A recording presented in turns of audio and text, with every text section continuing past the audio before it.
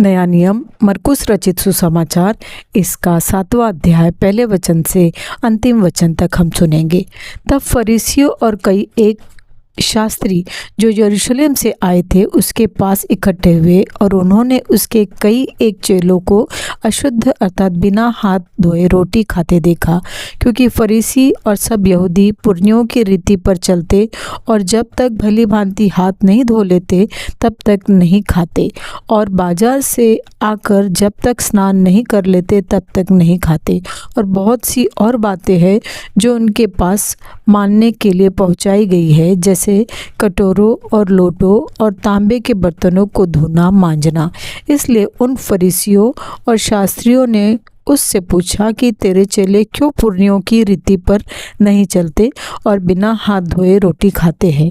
उसने उनसे कहा कि यशायाह ने तुम कपटियों के विषय में बहुत ठीक भविष्यवाणी की, जैसा लिखा है कि ये लोग होठों से तो मेरा आदर करते हैं, पर उनका मन मुझ से दूर रहता है, और ये व्यर्थ मेरी उपासना करते हैं, क्योंकि मनुष्यों की आज्ञाओं को धर्मोपदेश करके सिखाते हैं, क्योंकि तुम परमेश्वर की आज्ञा को टालकर मनुष्य की रीतियों को मानते हो।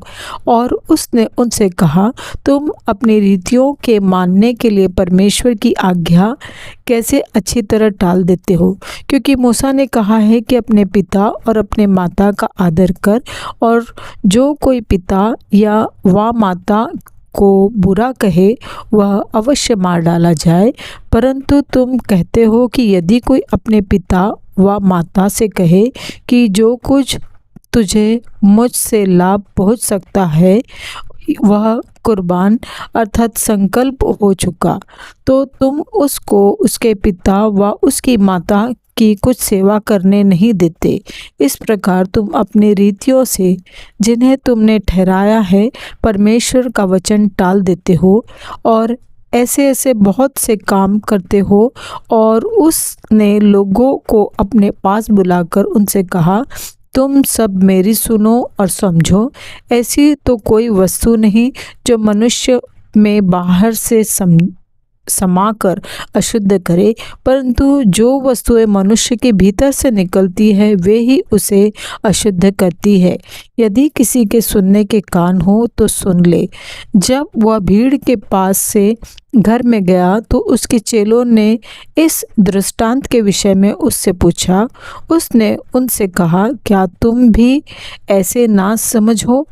क्या तुम नहीं समझते कि जो वस्तु बाहर से मनुष्य के भीतर जाती है वह उसे अशुद्ध नहीं कर सकती, क्योंकि वह उसके मन में नहीं परंतु पेट में जाती है और संडास में निकल जाती है। यह कहकर उसने सब भोजन वस्तुओं को शुद्ध ठहराया।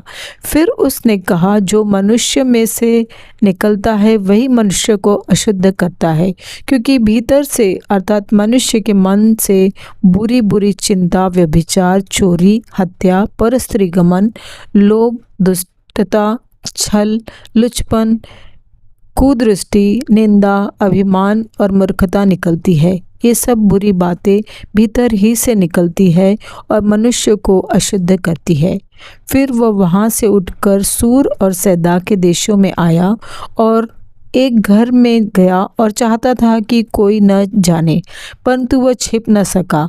और तुरंत एक स्त्री जिसकी छोटी बेटी में अशुद्ध आत्मा थी उसकी चर्चा सुनकर आई और उसके पाँव पर गिरी। वह यूनानी और सुरूफिनिकी जाति की थी, और उसने उससे विनती की कि मेरी बेटी में से दुष्टात्मा निकाल दे। उसने उससे कहा, पहले लड़कों को तृप्त होने दें, क्योंकि लड़कों की रोटी लेकर कुत्तों के आगे डालना उचित नहीं है। उसने उसको उत्तर दिया कि सच है प्रभु, तो भी कुत्ते भी तो मेज के नीचे बालकों की रोटी का चूरचार खा लेते हैं। उसने उससे कहा, इस बात के कारण चली जा, दुष्टता तेरी बेटी में दुष्टात्मा तेरी बेटी में से निकल गई है। और उसने अपने घर जाकर देखा कि लड़की खाट पर पड़ी है और दुष्टात्मा निकल गई है। फिर वह सूर और सैदा के देशों से निकलकर दिकपुलिस देश में होता हुआ गलील की झील पर पहुंचा।